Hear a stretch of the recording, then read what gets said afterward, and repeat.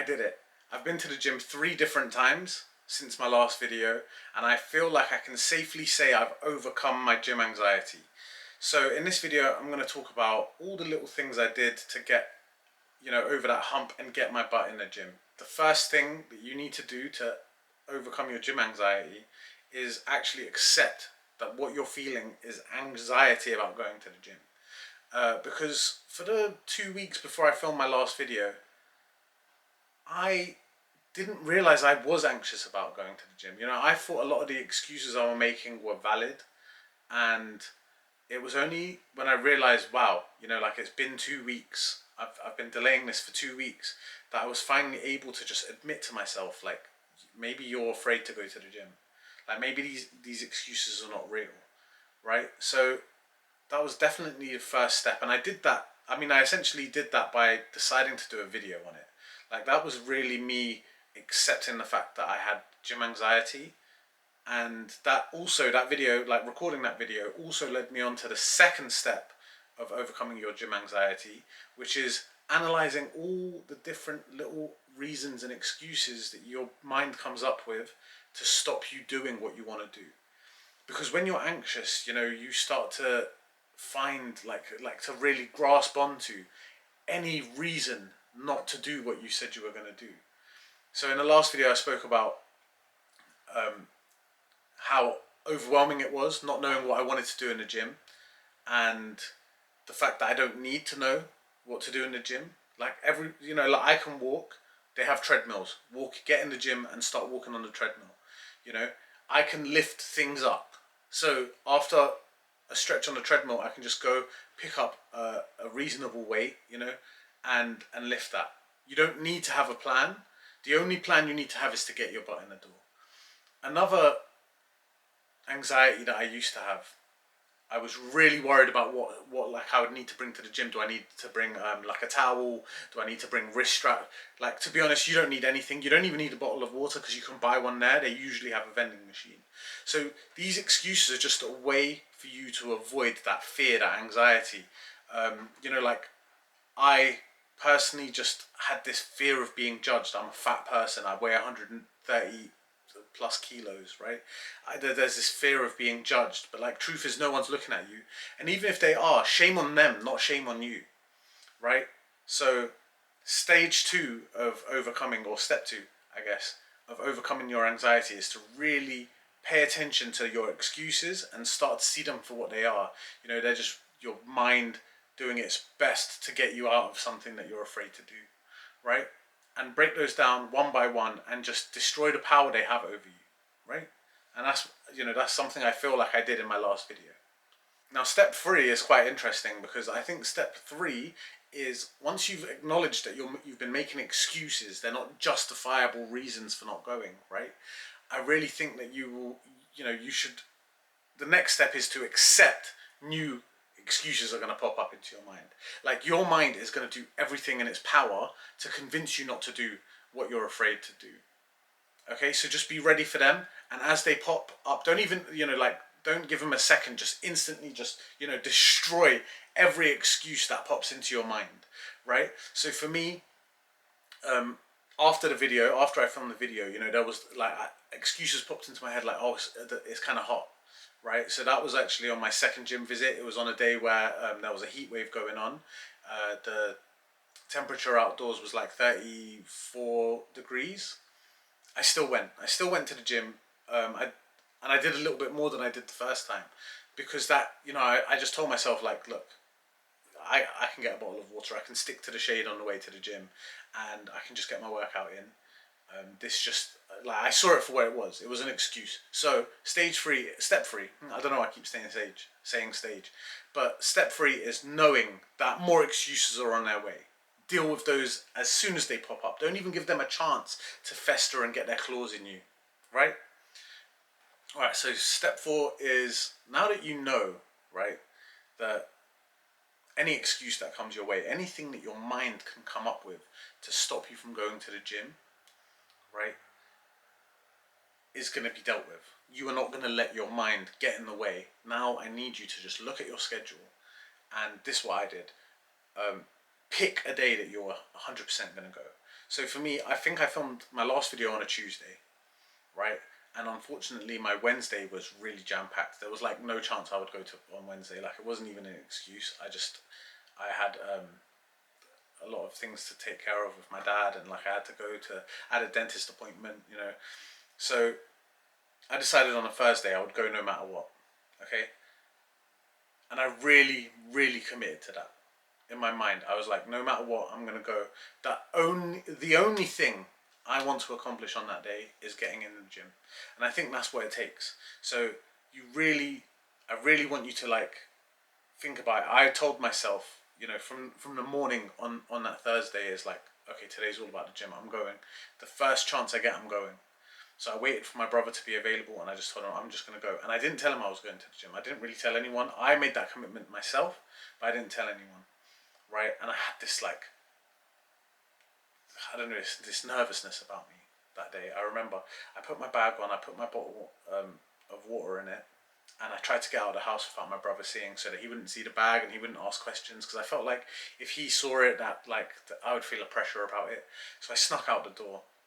I just told him I was going for my walk, which I've been doing daily, and I started heading to the gym, right? And I did feel anxiety. I felt like this nervousness, but there was like that feeling of like excitement that like I'm not telling anyone. I'm going to surprise people when I get to the gym. I'm not telling anyone I'm heading there. I haven't told anyone that I've committed to this day. So I guess actually this step is don't tell anyone, right? Keep it a bit of a secret.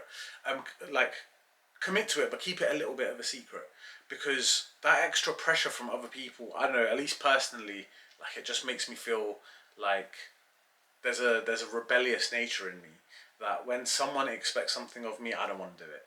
And I know that not everyone's like that, but I have always been, since I was a child, someone that just hates to live up to other people's expectations of me. Like, I don't know why. It's like a crazy, like, rebellious teen thing that I just can't shake even though I'm 36.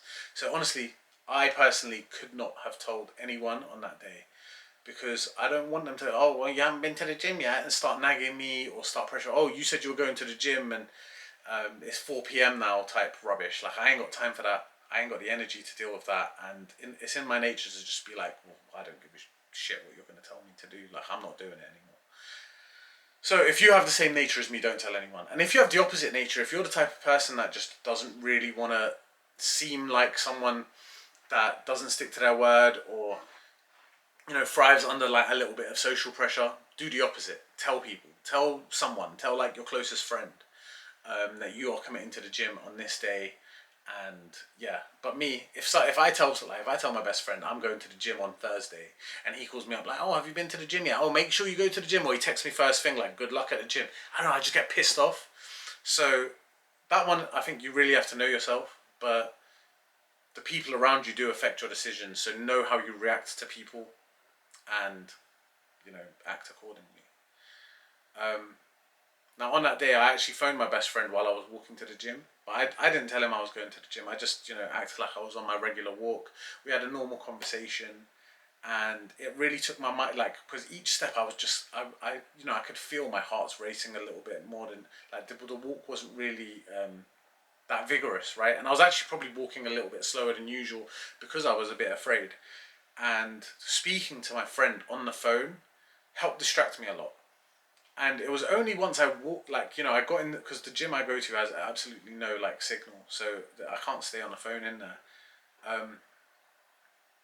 Yeah, it was only once I actually got there that I said, okay, I'm gonna get off the phone, I'm at the gym, right? And he was like, whoa, what, you're at the gym, why didn't you tell me? And I was like, nah, don't worry, man, I'll call you after. And him being on the phone really, really helped with that like panic attack. Like, I don't know if I had a full-blown panic attack that day. I have in the past with different things, like the idea of getting on the train sometimes like used to be so mortifying. I would have a panic attack, like staying at the platform, standing at the platform waiting for my train, and you know, like there's been days where I've walked 3 hours just to avoid getting on the train. So I wouldn't say I was a full blown panic attack, but maybe I would have had one if I didn't call my friend. Like, I think just having someone to talk to and just kind of discuss different things. I can't remember what we spoke about on the walk, but just having a conversation with him took my mind off of the fact that, like, it's like I'm walking towards something I'm afraid to do. And yeah, that really helped. I think if you can do that, if you're going to drive to the gym, just phone someone, just talk business with them, or talk about like the chores that you've got. I don't know, talk about something, just act like you're going to the supermarket or something. Unless you're the opposite of me and that social pressure helps, then just tell them you're on the way to the gym. But having someone to talk to on the way there really makes a big difference. And to be honest, if you have someone that's willing to go to the gym with you the first time, that could help everything as well. Like, especially if they're willing to like pick you up in a car or something and drive you there. That's also something you could think about. But if that's not available to you, like it's not available to me, I don't really know anyone nearby that goes to the gym regularly. My only friend that I know that works out in the gym lives about an hour and 10 minutes away, so it's not feasible to go with him. But if you have that option, it's definitely worth it, because we have been to the gym together in the past and it's way easier. Like, you just feel a lot safer with someone you know, right? You feel less judged, or I don't know. It's weird how the human mind works. It really is. But yeah, and then once you're in the gym, okay, I just want you to like enjoy it a little bit, you know. So that's like the final step. Like, once you actually step, because like there was a part of me. I think the first thing I did was the treadmills were taken up. There was only like slots in between people, so you can imagine like any treadmill I wanted to get on had a person on either side. So I actually jumped onto the cross trainer instead, the elliptical I think it's called, because no, that was only one person on there, but there was five of them. So I jumped on that. Just wing it a little bit, once you get in, like if there's a specific, like if the treadmills are rammed, like are full of people, and you just feel nervous on that, but you see it, look around and you see maybe there's like an exercise bike or an elliptical, you can jump on that instead. So I did that. I got on for 10 minutes. I was sweating, like this was like a hot day in London, something we're not used to actually. I was dripping with sweat, and originally I was just going to do 5 minutes as like a warm up, but after I got to like 5-6 minutes, I got into the swing of it, and I was like, do you know what, I'm going to push myself to 10. And then as I got to like 8-9 minutes, and I was planning to go home straight after that. And as I got to like 8-9 minutes, I was like, do you know what? Like, how cool? I think I told my friend as well. Sorry, when you start, it's one of those guys that starts just throwing in new aspects of the story. But I told my friend just before I got in the gym, oh, I'm just gonna do like a bit of treadmill or whatever. I just want to get back in the gym. So at like 8-9 minutes on the elliptical, I just, I thought to myself, oh, how cool would it be if I just told him like, oh, I did lat pull down, So I jumped on a lat pull down machine straight after I was done on the elliptical, and like pull down that machine where you like pull down like this or whatever. So I did that, and then as I was coming, like after on my third set, I was like, oh, do you know what?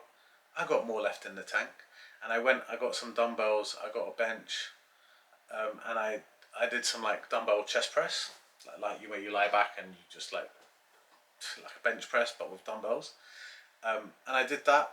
I didn't go very heavy on any of them, but like it was good to feel my body being used. It was nice to like push myself a little bit, or just feel. I don't know. There's something nice about using your body. So I did that, and then after I didn't really feel like I felt. I don't know why I felt a bit anxious about trying anything else. Those were the two kind of resistance exercises that I felt most comfortable with on that day. So I just got back on the cross trainer, and I did like 5 more minutes there before I left. And then I phoned my friend. I was really proud of myself, and that feeling carried on to the Tuesday that I went. I went like 4 days later, and it was pretty much the same thing. Didn't tell anyone I was going. I didn't even plan to go on that day. I just knew like it was a heat wave, and if I didn't go on that day, I had things come up for the rest of the day, so I'd have to wait till Saturday to go, and I didn't want to lose my momentum. It was like the only day I knew I would be able to go to the gym, and I didn't want to lose that momentum. So that's what got me in the door on a Tuesday. And I think that's beautiful, it's beautiful to know that like I went from someone who was avoiding the gym, and now if it's the only day that works, like I'll just get in there even if I wasn't planning to. Yeah, it's amazing. Like, I'm really proud of myself. And I don't know, this one's been a bit of a rant. I can feel like that energy that I've got is a bit, it's coming from me kind of reliving the anxiety. So sorry if I've been speaking a little bit fast in this video, but yeah, man, I hope this video helps you with your anxiety, even if it's not gym related. There you have it. That's how I overcame my gym anxiety. If you want to hear me actually like break down the things that I'm feeling anxious about, click this video over here. That's where I break down like my gym anxiety and what I feel like is holding me back. And subscribe. I'll see you in the next one.